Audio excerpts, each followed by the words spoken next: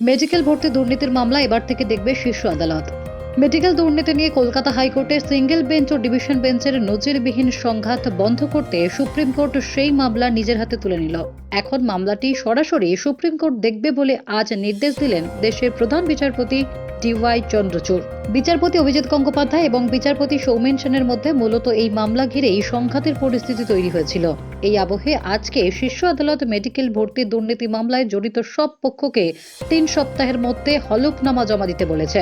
এদিকে দুই বেঞ্চের সংঘাত প্রসঙ্গে শীর্ষ আদালত পর্যবেক্ষণে বলে, সিঙ্গেল এবং ডিভিশন বেঞ্চ নিয়ে যা হচ্ছে তা ঠিক নয়।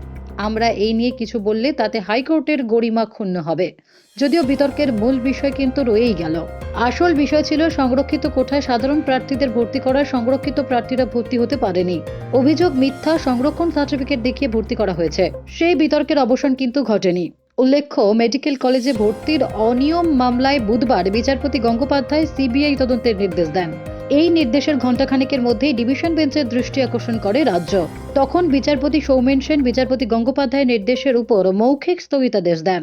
এই মামলাটি বুধবার বিকেলে বিচারপতি গঙ্গোপাধ্যায়ের একক বেঞ্চে ওঠে ফের একবার। তখন বিচারপতি গঙ্গোপাধ্যায় ডিভিশন বেঞ্চের মৌখিক স্থগিতাদেশের কথা জানতে পারেন। তখন তিনি জানান, স্থগিতাদেশের লিখিত প্রমাণপত্র না পেলে তা মানা হবে না। সিবিআইকে তদন্ত শুরু করতে নির্দেশ দেন তিনি। এরপরই জটিলতা আরও বেড়ে যায়।